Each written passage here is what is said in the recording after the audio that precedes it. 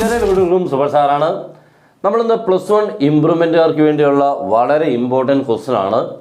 നമ്മൾ പഠിച്ചിട്ടുള്ള relations and functions. ആ ചാപ്റ്റർ എന്ന് പറഞ്ഞാൽ ഇത്തിരി പ്രശ്നകാരിയാണ്. ഈ പ്രശ്നകാരി എന്ന് പറയുന്നത് ഇങ്ങനെയൊക്കെയുള്ള ക്വസ്റ്റൻസുകൾ വരുമ്പോഴാണ് പ്രശ്നം.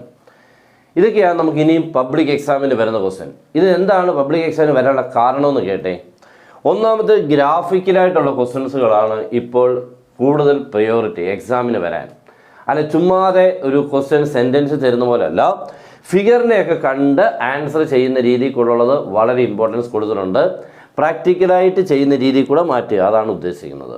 അതുകൊണ്ട് ഇങ്ങനത്തെ ക്വസ്റ്റ്യൻസുകൾ നിങ്ങൾ ഉറപ്പായിട്ടും പഠിക്കണം. ഇങ്ങനത്തെ പുതിയ ക്വസ്റ്റ്യൻസുകളെല്ലാം നമ്മുടെ ഈ ചാനലിൽ കൂടി ഇനിയും വന്നുകൊണ്ടേയിരിക്കും. മാക്സിമം നിങ്ങൾ കാണുക.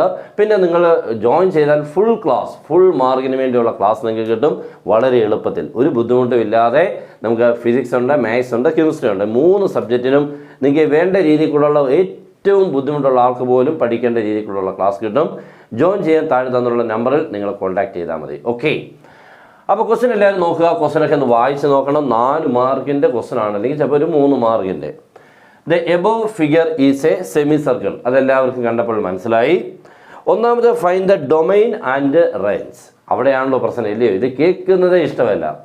ഈസി ക്വസ്റ്റ്യനൊക്കെ ആണെങ്കിൽ ഓക്കെ, എഴുതാൻ എളുപ്പമാണ്. ഇങ്ങനെയൊക്കെയുള്ള ക്വസ്റ്റ്യനൊന്നും ഡൊമൈനും റേഞ്ചും ഒക്കെ ഒന്ന് എഴുതാൻ പറയുമ്പോൾ ഇത്തിരി പാട്. ഇവിടെ എല്ലാവർക്കും അതാണ് പാട്. പക്ഷേ എക്സാമിന് ഉറപ്പായിട്ടും ചോദിക്കുമെന്നും അറിയാം. രണ്ടാമത്തെ ക്വസ്റ്റ്യൻ നോക്കിക്കുക. Write the equation of the semi circle. ഇതിൻ്റെ ഇക്വേഷൻ കണ്ടുപിടിക്കണം. അപ്പോൾ 2 കാര്യങ്ങളാണ്, ടോട്ടലി 3 കാര്യങ്ങൾ. ഡൊമൈൻ ഉണ്ട്, റേഞ്ച് ഉണ്ട്, ഇക്വേഷൻ ഉണ്ട്. അത് ഞാൻ പറയാം 3 മാർക്കായിരിക്കും, ചിലപ്പോഴേ 4 മാർക്ക് ഉണ്ടാവുള്ളൂ. ഓക്കെ, എന്തായാലും നമുക്ക് നോക്കാം. അപ്പോൾ നമ്മുടെ ഒന്നാമത്തെ ക്വസ്റ്റ്യൻ നോക്കിക്കേ. Domain and range from the figure. നമ്മൾ സാധാരണ ഒരു ഇക്വേഷൻ തന്നിട്ടാണ് നമ്മൾ അതിൻ്റെ ഡൊമൈൻ കണ്ടുപിടിക്കുന്നത്. എന്താ ഈ ഡൊമൈൻ എന്ന് പറഞ്ഞാൽ? എന്തോ നമുക്ക് പറയാൻ പോലും അങ്ങോട്ട് ചിലപ്പോൾ പറ്റത്തില്ല. നമുക്കറിയാവുന്നത് ഓർഡേർഡ് പെയറിൽ നിന്നും ഫസ്റ്റ് നമ്പറുകളെ എടുത്ത് എഴുതുന്നു ഡൊമൈൻ. അതാണ് എല്ലാവർക്കും അറിയാം, അതല്ലേ? Ordered pair. ഇവിടെ ഓർഡേർഡ് പെയർ വല്ലതും ഉണ്ടോ? ഇല്ല. അപ്പം അങ്ങനെയല്ല. എന്താണ് ഡൊമൈൻ എന്ന് പറഞ്ഞാൽ? The set of all possible values of X is called domain. അങ്ങനെയാണ് കേട്ടോ. ഈ എക്സ് വാല്യൂസുകളുടെ കളക്ഷനെ വിളിക്കുന്ന പേരാണ് ഡൊമൈൻ.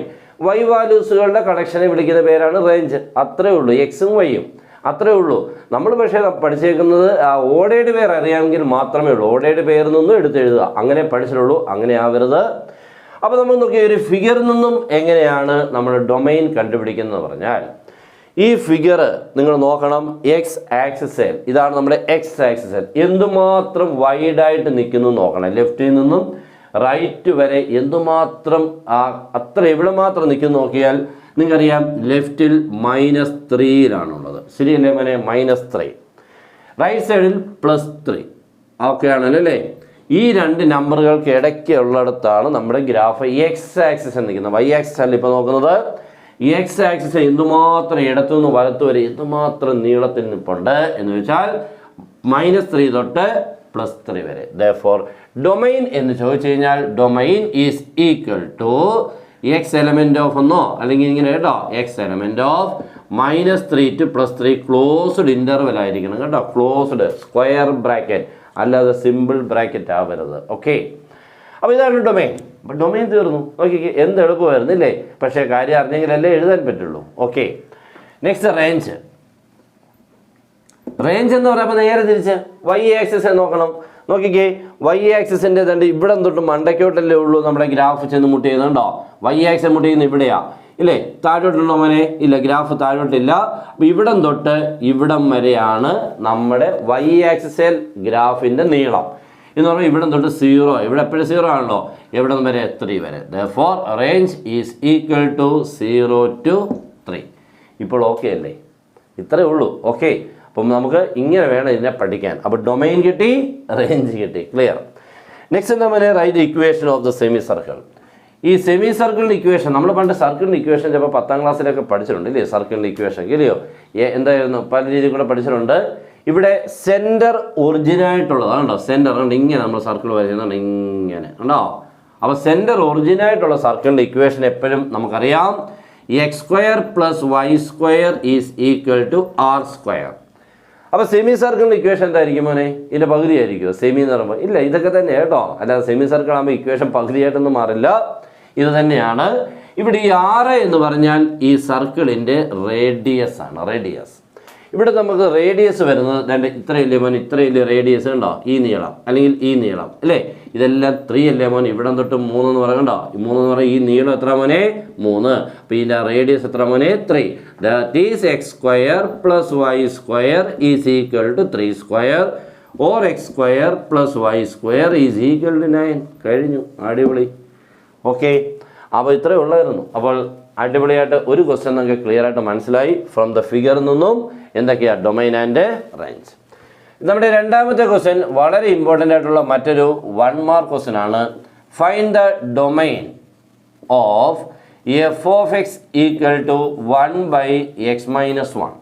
ഓക്കെ, 1/x-1ൻ്റെ ഡൊമൈൻ ആണ്. അപ്പോൾ ഇത് കണ്ട വേറെ രീതിയിൽ കൂടെ ഗ്രാഫ് ഒന്നുമില്ല. അപ്പോൾ ഇതിൻ്റെ ഒരു പ്രത്യേകത എന്ന് പറഞ്ഞാൽ ഇതൊരു ഫ്രാക്ഷനാണ്. ഉണ്ടാവും ഫ്രാക്ഷൻ്റെ ഡൊമൈൻ കണ്ടുപിടിക്കുമ്പോൾ ശ്രദ്ധിക്കണം. ഓക്കെ, ഫ്രാക്ഷൻ വന്നു കഴിഞ്ഞാൽ ഡൊമൈൻ കണ്ടുപിടിക്കുക എന്ന് പറഞ്ഞാൽ ഒരിക്കലും ഡിനോമിനേറ്റർ 0 ആവാൻ പാടില്ല. ഓക്കെ, ഡിനോമിനേറ്റർ ഒരിക്കലും 0 ആവരുത്. x-1 എന്നുള്ള ഫുൾ ടൈം ഡിനോട്ട് ഒരിക്കലും 0 ആവരുത്.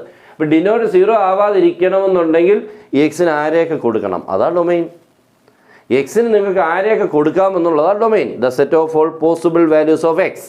പക്ഷേ x-1 അപ്പോൾ നോക്കിക്കേ, ഈ എക്സിൻ്റെ പ്ലേസിൽ നിങ്ങൾക്ക് ആരെയൊക്കെ കൊടുക്കാം. അപ്പോൾ നമുക്ക് ഏത് നമ്പറും കൊടുക്കാം, പക്ഷേ ഡിനോട്ട് ഒരിക്കലും എന്താവരുത് 0 ആവരുത്.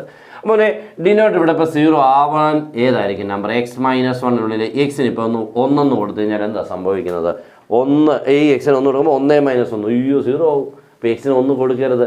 2 കൊടുത്താൽ പ്രശ്നമുണ്ട്, 2 - 1 1 3 കൊടുത്താൽ 3 - 1 2 5 കൊടുത്താൽ 5 - 1 ആരാണ്, പ്രശ്നമൊന്നുമില്ല അല്ലേ. പക്ഷേ എക്സിന് 1 കൊടുക്കരുത്. അപ്പോൾ നമ്മുടെ ഡൊമൈൻ എന്ന് പറഞ്ഞാൽ R-set1 ഇങ്ങനെയാണ് കേട്ടോ. R എന്ന് പറഞ്ഞാൽ set of all real numbers except 1. That's all. എല്ലാ റിയൽ നമ്പേഴ്സും ഉണ്ട്, പക്ഷെ 1 നീ കൊടുക്കരുതടാ, കൊടുത്തു കഴിഞ്ഞാൽ പ്രശ്നമാവൂടാ. ഓക്കെ, അപ്പോൾ ഇങ്ങനെ നമുക്കൊരു മീനിങ് കൂടെ.